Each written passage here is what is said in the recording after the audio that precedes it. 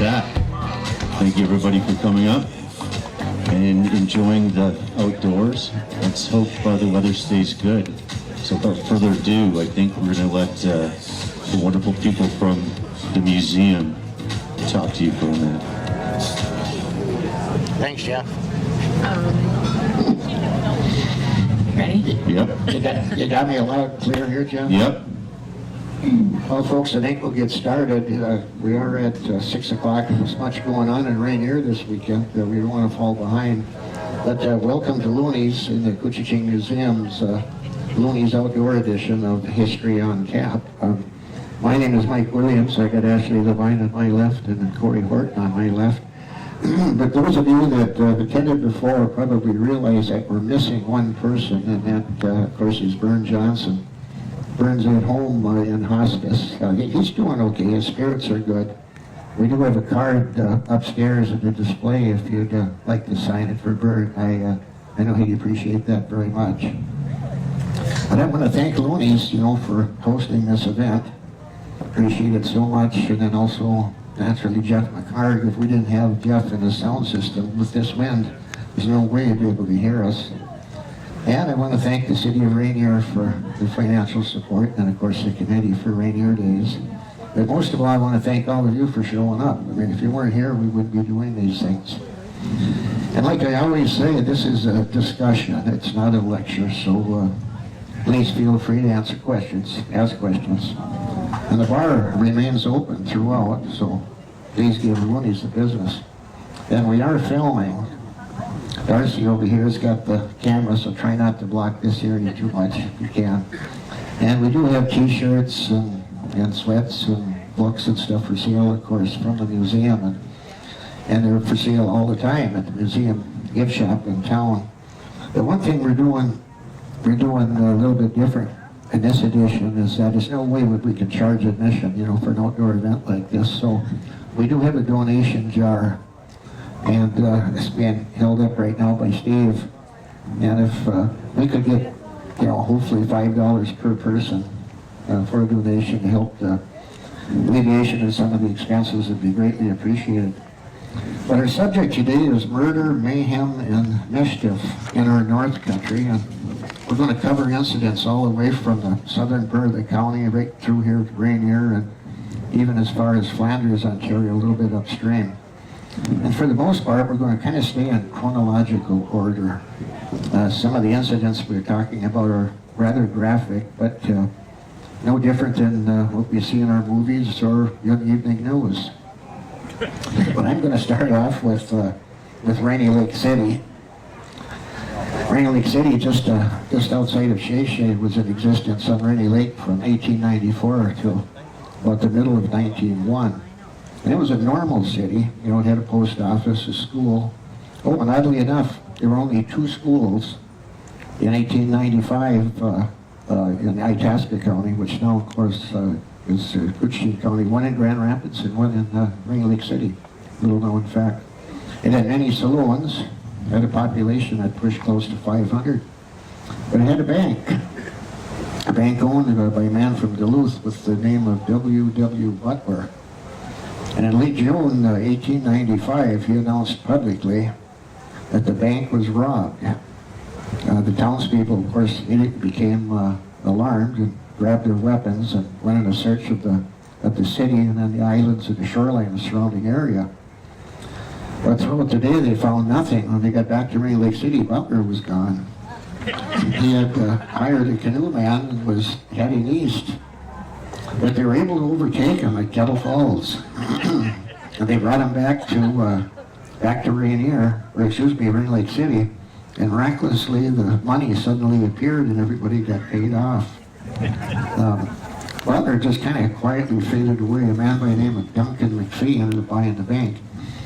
But the people still trusted the bank. Only 2 depositors did not put their money back. But Rainy Lake City was full of notorious characters. I want to mention one in particular, James Turney. I guess he was a real nice guy when he was sober, but under the influence he was something else. But he always carried a pistol, and he was a really good shot. He went to one of the local butcher shop, and ordered sausages that were suspended by string up by the ceiling. And when the clerk was a little slow in getting him down for him, he just shot the strings off with his pistol. Another time, he went in a saloon in Rainy Lake City and ordered a cocktail and with a $5 gold piece. The bartender took it and didn't give any change, didn't ring it up. So he said, "You're not going to ring it up?" And the bartender would just refuse, so took out his pistol. He knew what he did. He shot the cash register to pieces. Needless to say that he did get his change. But this next incident now is much, much more serious. 1901, Rainy Lake City was pretty much on its way out. The gold was played out. It was early February, way below zero. And the only overnight establishment in town that was open was the Lakeshore House. And it was run by a despicable character by the name of Frank, or Spike, one-armed Sullivan. And he was described by one of the locals later as a no-good-for-nothing bum. But he had a run-in with a good man, Bill Randolph from Kettle Falls. And Sullivan vowed to shoot Randolph on sight the next time he saw him. I don't know if Bill Randolph knew that when he pulled in that cold night with his dog team after delivering the mail, that Sullivan was inside. But as soon as Bill Randolph came in the door, Sullivan opened fire with his pistol, and he shot off part of Bill Randolph's ear, and then he shot him again in the abdomen, but his heavy jackets that he had on because of the cold pretty much stopped the effect of the bullet, so it wasn't a serious wound. But Bill Randolph had a shotgun, and he promptly shot Sullivan in the chest and killed him instantly. Bill Randolph then got on his dog team again, went to Fort Francis for medical attention. He was treated and released, but then immediately arrested and tried in Grand Rapids, Minnesota, for the shooting. He was found guilty. But when the judge found out that the bailiff had supplied alcohol to the jury, he declared a mistrial. In the second trial, he was found innocent. But he returned to live at Kettle Falls, and he was there for quite a few years. And then on Namakan Lake, and then he and his wife Kate started Borderland Lodge on Crane Lake, and had that for many, many years.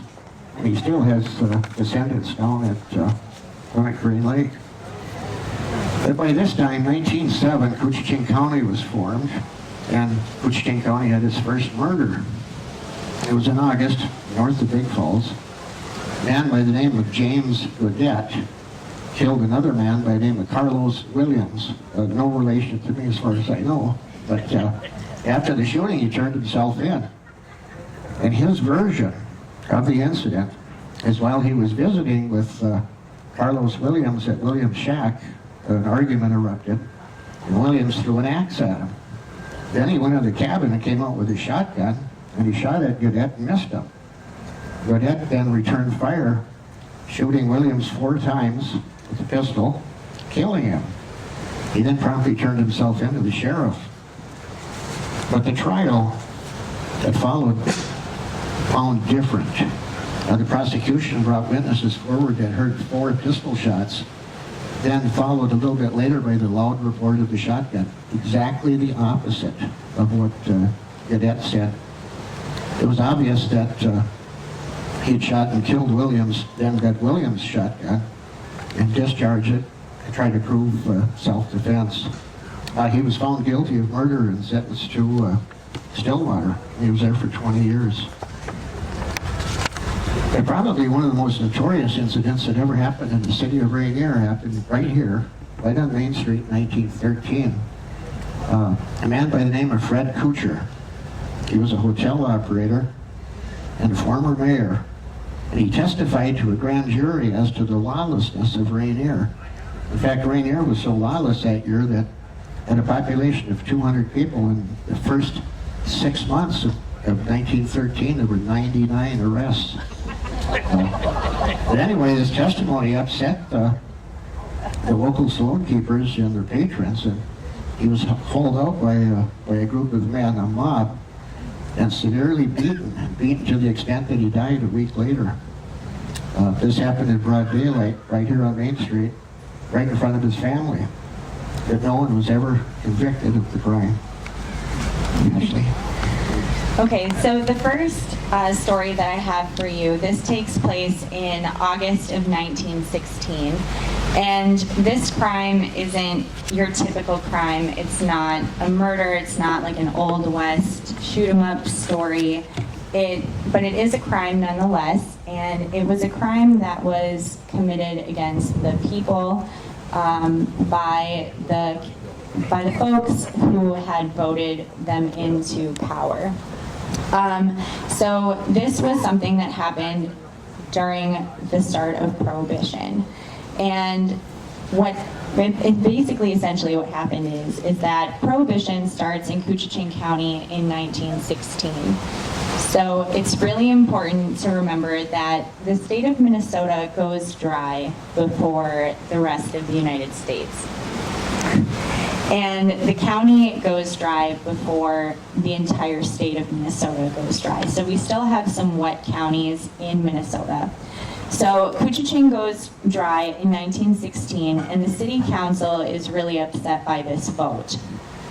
So this sets the stage for the city council to eventually become what is referred to as the Saloon Gang majority. And the reason why they're called this is because these people all have financial interests in the liquor business. So what they do is they start out to defy the higher authority, which is the state of Minnesota. And they decide that they're going to attempt to keep the town open. It was very well known that people like the mayor, Frank Heath, had these particular business interests in keeping illegal blind pigs open. And so in a way to kind of appease the people with this vote, he was going to close all of the saloons except 4. And he left these 4 saloons open, and they started to call them soft drink parlors. But everyone knows what's happening at these soft drink parlors. And this was an effort to A, keep the peace, and B, keep his pockets full of money. So this is really upsetting to a lot of people, particularly to his constituents that have voted him into office. And so what do the people do? They get angry and they start to complain. So they don't just complain to their neighbors, they're not just writing letters to the editor, they complain all the way to the state of Minnesota. And they file a complaint with the Minnesota Public Safety Commission. The Minnesota Public Safety Commission took action against the city council, forcing the body to require these parlors to close by 10 p.m.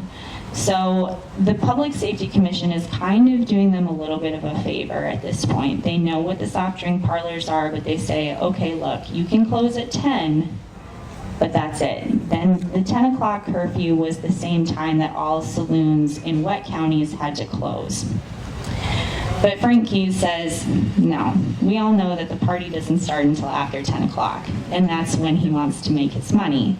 So these saloons continue to stay open. Rainier, they're doing their own thing. When Koochiching County goes dry, Rainier's just like, no thanks. We're still going to continue to do our own thing. They've never heard of Prohibition. They don't care at all.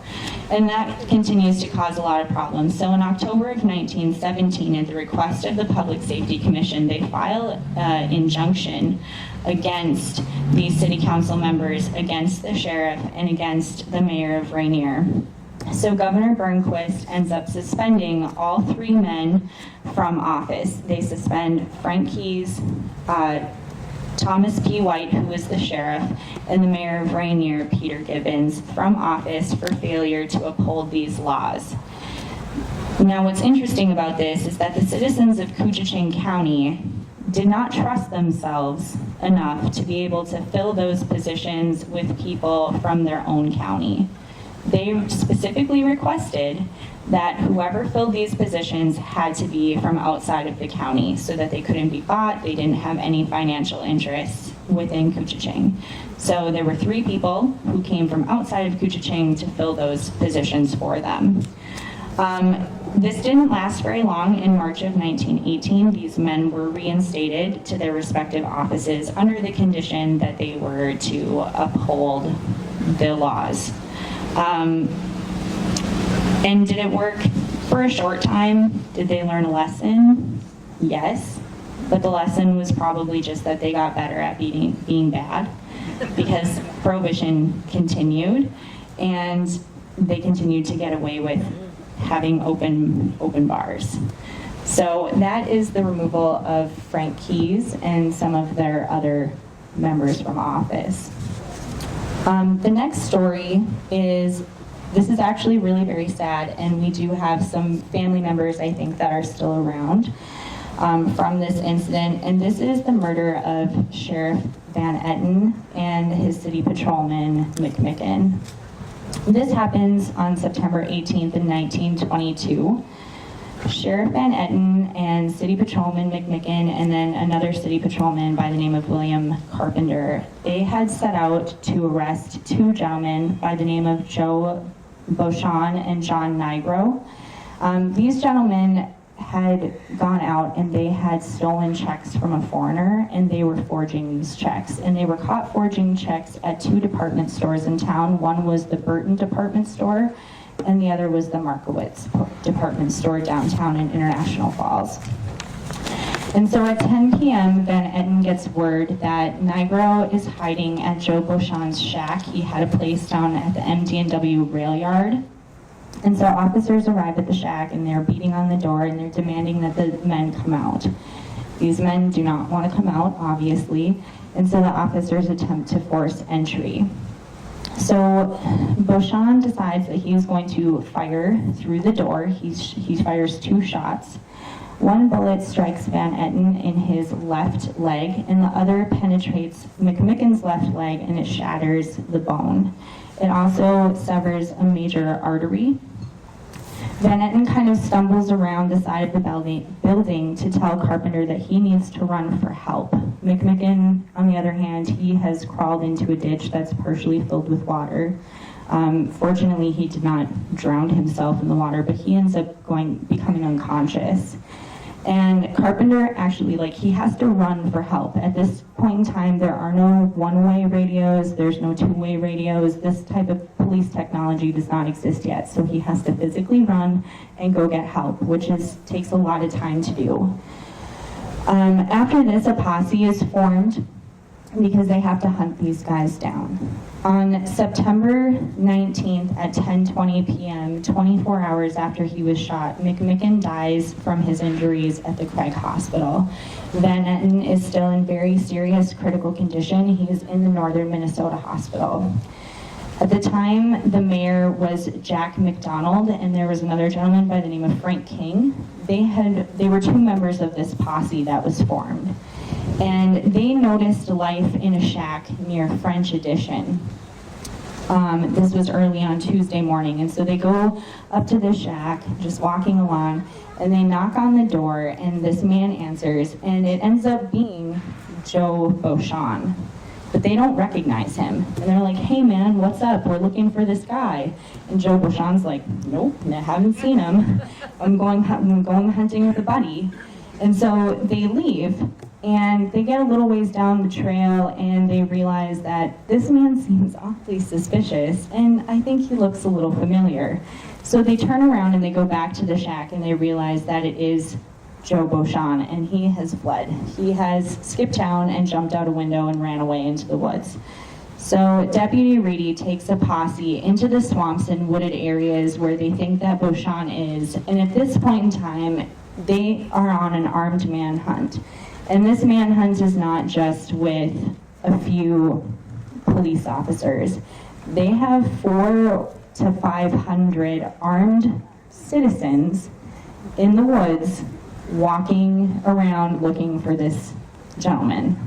So I think at this point you have to hope that everyone in the woods gets along, because this is a really prime time for something else to happen. At the noon whistle, it blows, they start walking through the woods. At 12:30, Beauchamp is seen. He is ordered to halt. He's stupid. He runs. He gets about 200 feet, and he decides that he's going to turn around and he's going to fire shots at 400 armed men, because that's a good idea. And then several of the posse return fire. In the beginning, nobody thought that they hit him, which is incredible. So I don't know how those men were feeding their families. Or at least so they think. So they walk up to the bushes and they start investigating, and they just find him dying in the bushes. And when they find him, he is found with a .40-65 and a .40-40, as well as a ton of ammunition. Like, this man looked like he was gonna overtake the Alamo. And he also had a quart bottle of moonshine, which he did not get to finish. So now the hunt for Nigro becomes extremely vigorous because they need to catch this man. So at 6 a.m. on September 20th, they find him. This man has entered a hotel in Ericsburg. There was a hotel there, and he appeared very nervous and disheveled, as I suppose you would when you are running for your life. And a lumberman by the name of E.E. Scott was immediately suspicious of this person. He's just kind of like shaky and walking around and being really weird. And so he goes upstairs and notifies the hotel owner, like, hey, this guy's kind of being freaky. I think somebody might be looking for him. So they go back downstairs and he's gone. Well, this idiot is next door trying to buy shoes at the shoe store in Ericsburg with the forged checks that he just got done stealing that someone's dying over in International Falls. So they catch him. He's unarmed, he surrenders willingly, and he does confess to the crime. He says that the last time he saw Beauchamp was when Beauchamp had jumped out the window, that he had nothing to do with firing the weapon that had had shot the two police officers, but he was convicted and imprisoned. Now, on September 29th, 11 days after being shot, in 1922 at 8:30 a.m., Sheriff Hughes Van Etten unfortunately suffered a few major hemorrhages and he passed away. He did leave behind his wife and one daughter, and he was only 41 years old, and he had not been on the police force for very long. We have a couple more here. This is sort of an Old West shootout story. This takes place in Craigville. This is the Cunningham versus McGinty shootout. And if you've never been to Craigville or you don't know where it is, don't worry about it because it doesn't exist anymore. And this happened in April of 1926. This took place in the Gem Hotel. Now, McGinty and Cunningham were two saloon keepers, and they disliked each other greatly. Some say that they got into this gunfight because they either had a score to settle because they had multiple disagreements, or because they were chasing after the same girl who was the dancing girl from Jimmy's pool hall.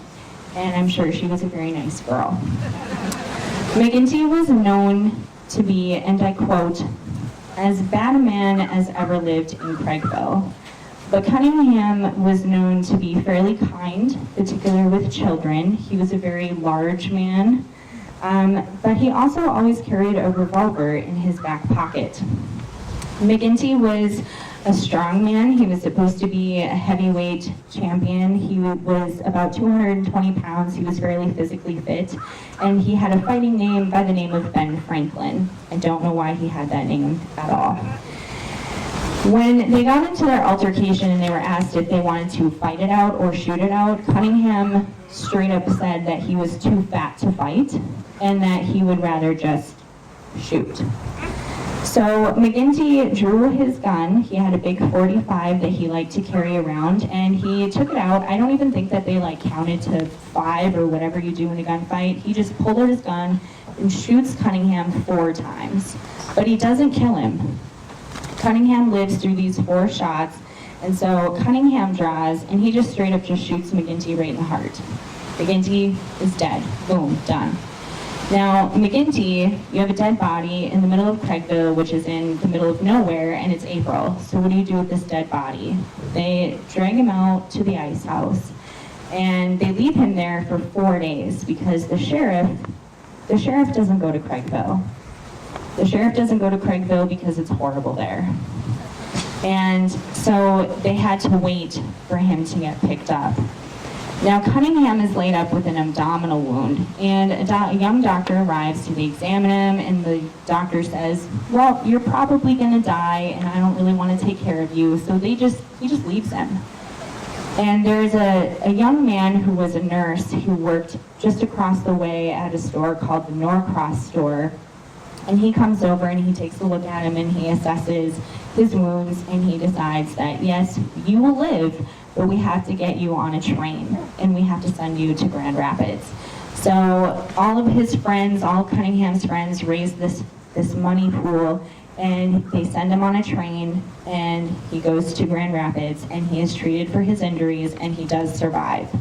But I guess the only downside is that when Cunningham gets out of the hospital, he immediately has to go to prison for the murder of McGinty, which I don't really understand because the man got shot 4 times and then he kind of shot in self-defense, but I don't know. So he ends up going to jail after that because McGinty is dead.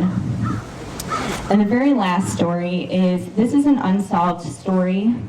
This is the unsolved murder of Jack Ryan, and this is actually really sad and it is very short because we don't know a lot about it.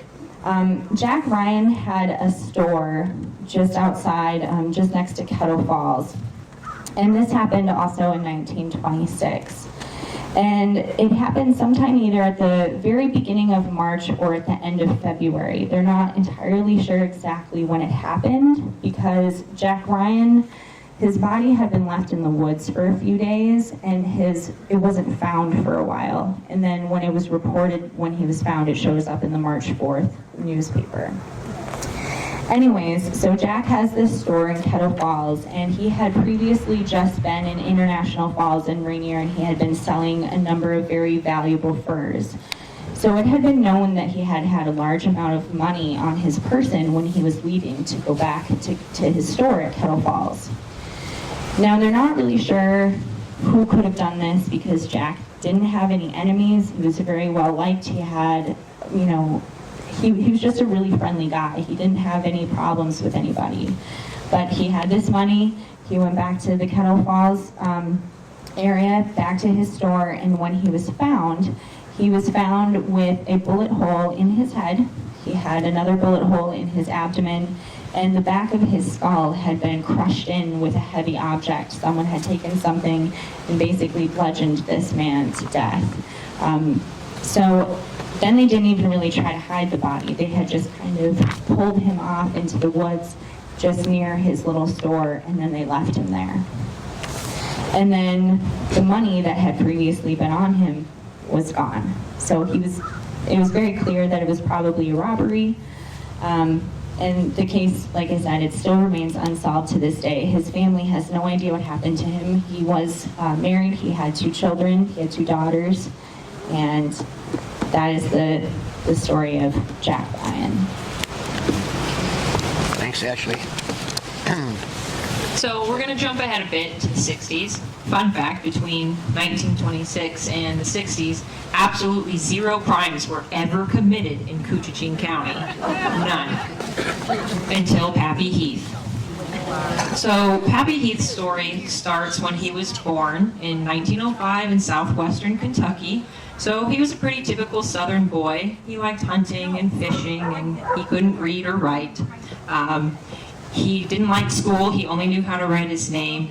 And the most important thing he learned in Kentucky was how to make moonshine whiskey. And he learned it from his family. It was passed down from generation to generation. So naturally, he came walking out of the womb knowing how to make moonshine.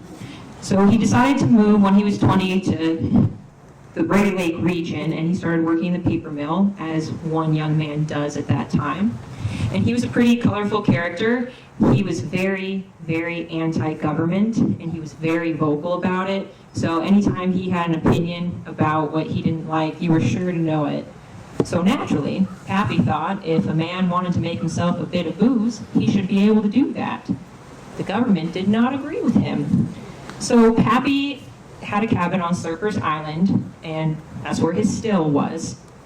And this is where he spent the majority of his time, and he claimed to only make a few gallons here and there when he would do it, just enough for himself and a few gallons extra to give away to his friends, just giving it away. And now's where you're going to want to get out pen and paper.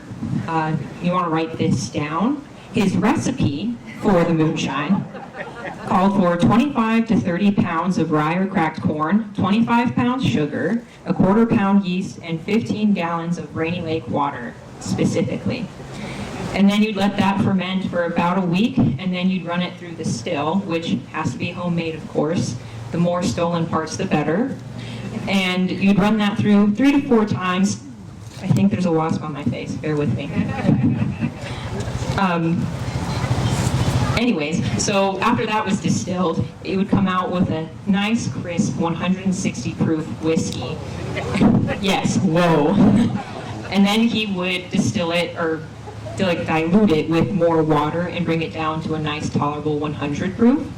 And that's what he would drink and give out to his friends. And around town, his whiskey was known as block and tackle whiskey, because after drinking it, you could walk a block and tackle anything, if you could walk the whole block. So one day, September 25th, 1963, exactly, for people who like numbers, he got into an argument with some dude at Wenatchee Lodge out on the lake. Don't know what it was about, but he was angry enough to tell this guy that he was going to go to his cabin, get his guns, and end the argument permanently. So this guy, knowing Pappy Heath, got kind of scared and called the sheriff. And the sheriff and 5 of his deputies, 3 police officers, 3 border patrol officers, 1 highway patrolman, and some random dude from town decided to go out to Surfers Island to intercept Pappy. And it's said that by the time Pappy got back to Surfers Island, he was already pretty over the argument. He was just a little hot-headed. But it was also at this time, coincidentally, that the late, great Don Johnson heard 2 words come over the radio: heat and shooting. So obviously he wasn't that calmed down. And when the lawmen, they get to Surfers Island, and Pappy Heath, being anti-government, opened fire on the 13 patrolmen in the name of laissez-faire bootlegging. Keep it nice and free and open. So he let out 1 shot for each of the 13 men, and then he stopped. He went back inside. He was kind of just messing around with them, but the lawmen took the gunfire pretty seriously and decided to wait him out all night long. So they're waiting out there thinking that he's going to ambush them. Sunrise comes up, and the lawmen call out for Pappy Heath to turn himself over, and he was like, well, shoot, if I know you're going to be out here all night, I would have invited you in for coffee. And that's pretty much it. They got him for, well, assault with a deadly weapon, obviously. They confiscated his still, which was then set up in the courthouse in town, and they displayed it.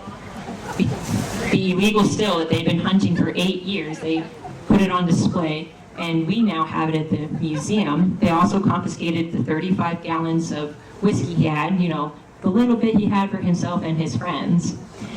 He also had 6 rifles and shotguns on him, 4 pistols, and a freezer full of ducks.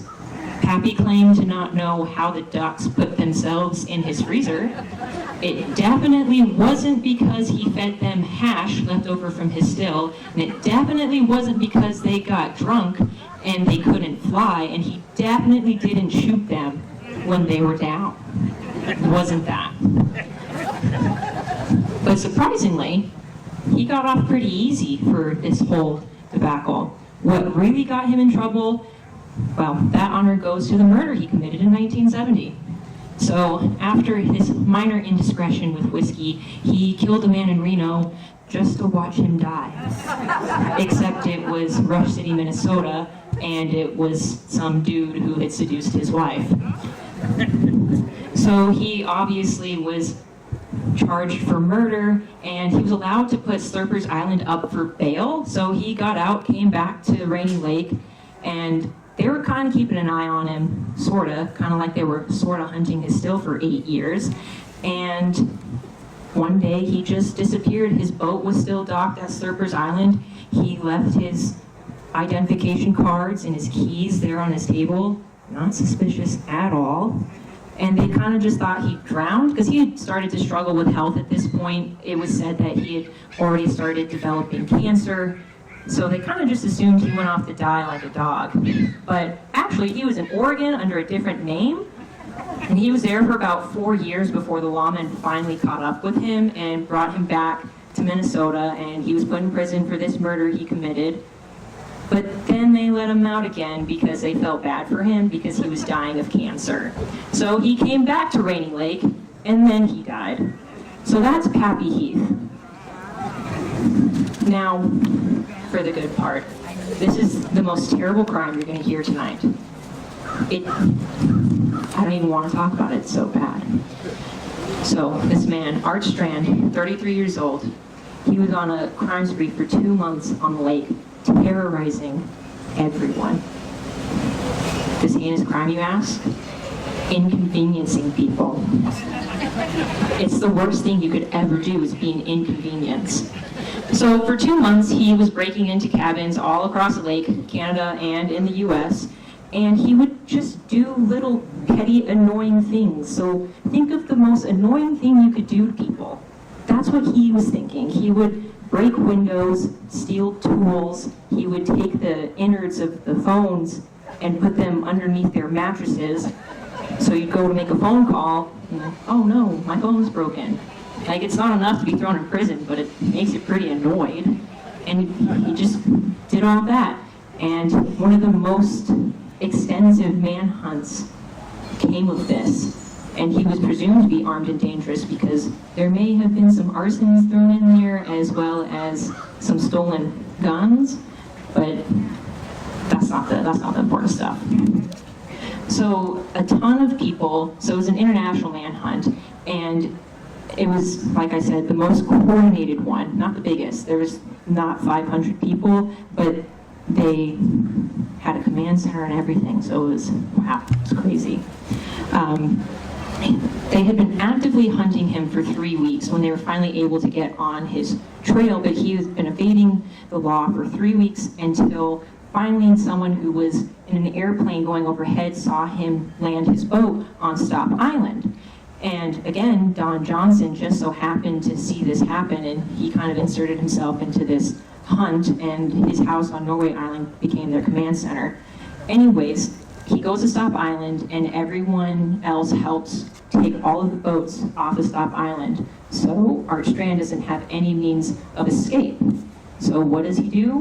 He plays the longest game of hide and seek ever. It lasted 41 hours, and Stop Island's pretty big. It's 110 acres, it's rocky, it's hilly, it's got woods everywhere. So it's like the perfect condition for someone who's hiding from the law, and the worst condition for the law. And it was raining, so it wasn't very fun. So they did that, they played around for 41 hours, and in the morning, someone went home to their cabin and found Art Strand asleep in their bed. So he wasn't even trying all that hard. And he surrendered without a fuss. Went back to Norway Island to Don Johnson's house for questioning, and he had a nice pancake breakfast. Don, in his book, he does say that he felt bad for Art Strand, that he could tell that he was struggling mentally.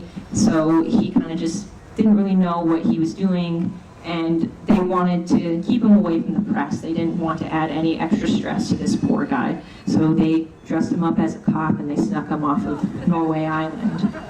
And that's the worst crime ever committed on Rainy Lake. Thank you, Corey. I'm going to backtrack a little bit here. On April 28th, 1921, the International Falls Press and Border Budget, the newspaper, had the headline, "Booze Smuggler Shot and Killed." Sheriff Van Etten and Deputy Hugh Reedy had a tip that whiskey was going to be smuggled from the Fort Francis area here to Rainier, right here at the Reindeer Dock. They waited all night. It was kind of chilly, of course, April 28th. And sure enough, about 2 o'clock in the morning, a car backed down the ramp here. A small boat paddled up, and 3 cases of illegal whiskey were unloaded by 2 men. They were promptly arrested, Leonard Gillis and John McLaughlin. And before being handcuffed, McLaughlin jumped back in his boat and paddled north into the darkness, very dark night. Deputy Reedy with his pistol, fired 2 shots into the dock, and then fired 2 shots out across the lake at random, into the total darkness. The next morning, down by the Fort Francis Mill, a mortally wounded McLaughlin was found drifting in his canoe with a bullet hole in his abdomen, and he ended up dying a day later. Rudy was surprised. He didn't mean to kill anybody. After all, the guy was not a threat. It was just several warning shots. But, stuff happens. And my personal opinion on this matter is that Deputy Reedy could have had a whole box of shells and fired all night and not hit this guy, but just by a fluke. But it was the end of John. Another story here from the notorious Rainier. This is in 1922 in the winter. Rainier residents Jim Lazard, Albert Lazard, Pat Finnegan, and an unknown woman were having a soft drink in Lazard's soft drink parlor, and an unknown man entered with a .45 caliber pistol. Finnegan was a friendly guy, and he asked the guy what he was doing with the gun, and the man replied, "Perhaps you would like some of it." Finnegan then was shot fatally through the chest, and Jim Lazard was shot twice in the upper body, with both of his lungs hit. Albert Lazard and the unknown woman were unhurt. The culprit then stepped over the injured and dying and robbed a till of $29. He then took off to the east, but was soon tracked down by Sheriff Reedy, following his tracks in the snow. He was unarmed at that time and taken into custody, and he was charged with murder and later identified as James Conroy, and of course was convicted. But the strange thing here is that Jim Lazard survived. It's actually literally a miracle, and he lived to be elderly here in Rainier. I remember my dad telling me that in visiting with Dr. Craig years later that Jim Lazard's heart was in the contraction stage. So the bullets that could quite possibly could have torn into his heart would have killed him instantly, but didn't. So he was very lucky. He lived to be elderly here in Rainier. A lot of us know Butch Lazard, and that would have been Butch Lazard's uncle. But then there's kind of a funny incident here in Rainier. Well, not so funny for the victim, but at the lower dock over here in the winter months, people didn't have water delivered. There was a community water hole. It was kept basically open by being used a lot of times, so people dipping out pails of water. Spring came, and the body was noticed, frozen in the ice, adjacent to the water hole. Not discovered until, of course, the snow melted off the surface. And I also remember my father saying that people drew water all winter long between that poor man's legs. But he was never identified. Okay, July 1926, here in Rainier again. The body was floating down here at the lower dock and was identified as Norbert Flett of Fort Francis. He was last seen on his way to Rainier walking across the Cantilever Bridge with $15 in his pocket. His death was suspicious. He had a broken neck and a broken leg and was in the water.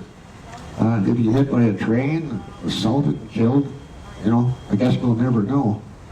But the editor of the Fort Francis Times editorialized that, and I'll quote again, "Rainier is a good place to stay away from." And I found out just recently from Ed at the museum that his death was officially ruled as suicide.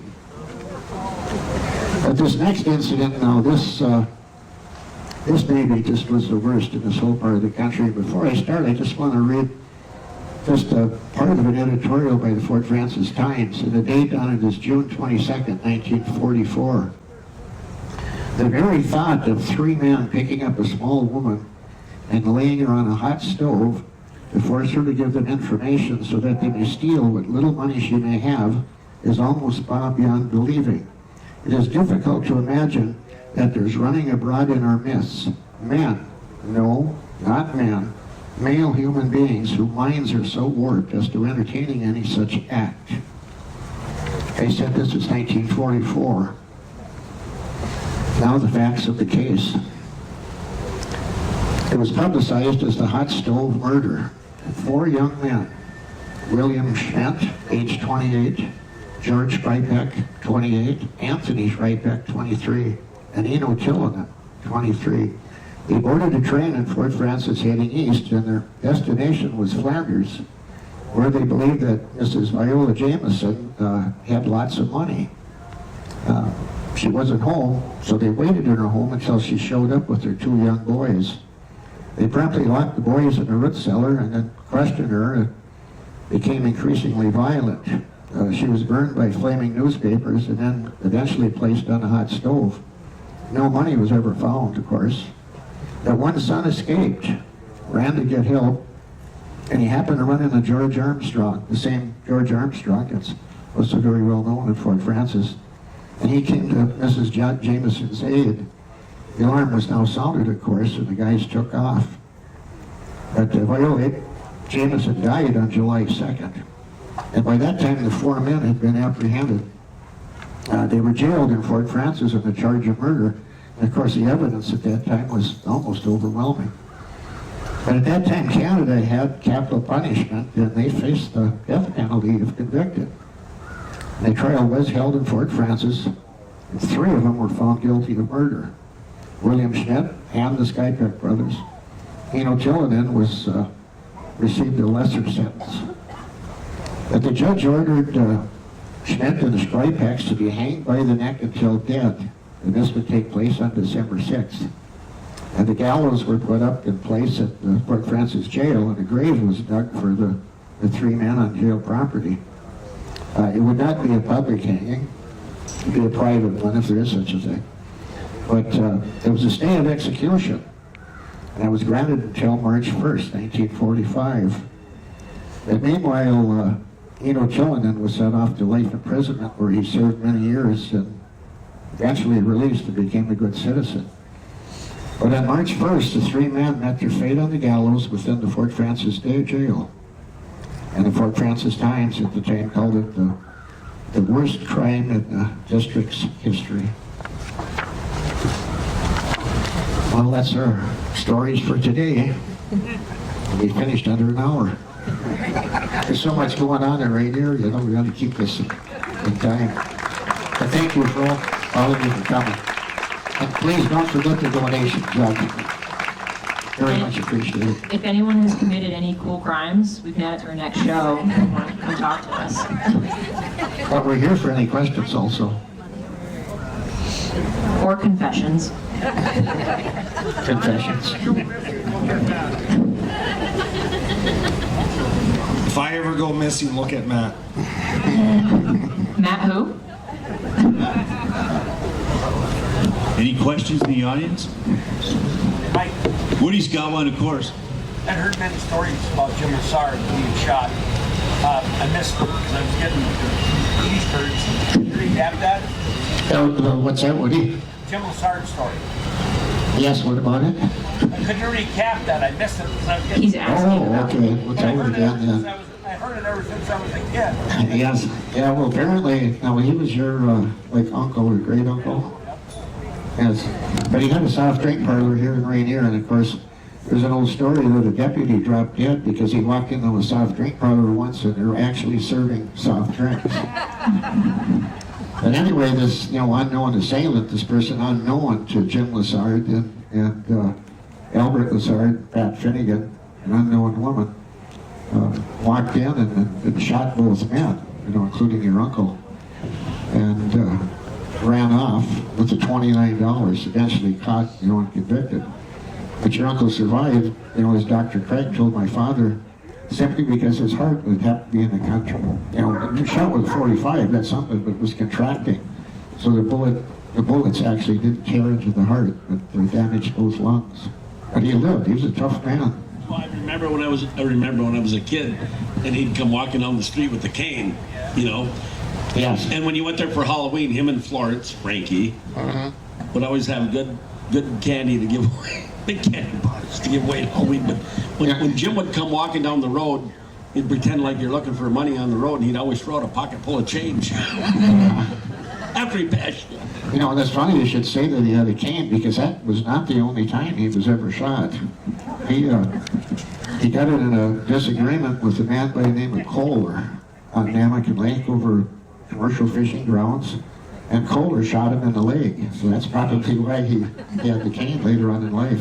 Well, the story I used to hear from my mom was that Jim was bartending and that a transient came in from the railroad tracks, and Jim talked him out of his .22 caliber pistol. The guy was causing some stuff, and that after the guy, he got the pistol, and the guy calmed down a little bit. He gave the pistol back, and then the guy shot him.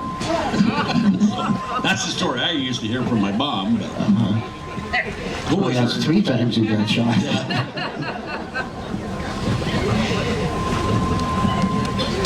Anyone else? I'm just curious how many bodies have been found at the bottom of the lake. Not all of them.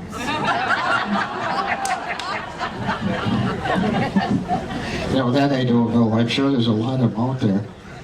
I know there's a lot of them buried, at the Forest Hill Cemetery there in that Potter's Field, or what they call it, unmarked, unnamed. Joe, was it Joe Ram that financed Joe Ram that financed the monument that's there? Don't Very get interesting. mad upset, Paul, and you won't be one of them. Yeah, that's why I told you, if I go missing, check with Matt. My mom used to tell me when she was a little girl, she was born in 1919 in Reindeer, here just about a block away. But she told me that, during the Prohibition days, she used to run a lot of errands for the hookers and everything to get, whatever they needed at the store. But that her dad had, and you can see that in the city minutes in about 1925, where they passed a resolution against drunk women in the streets in Rainier, and it was a $25 charge. None for About drunk now? 1925. $25 charge, and there was just too many drunken women in the street. Well, there you go. I'd argue there's not enough now. Well, you can go to the city clerk's city minutes and look at that. Anyone else have a question or a story to tell? Well, thank you everybody for coming on such a cold evening. Thank you so much. Thanks.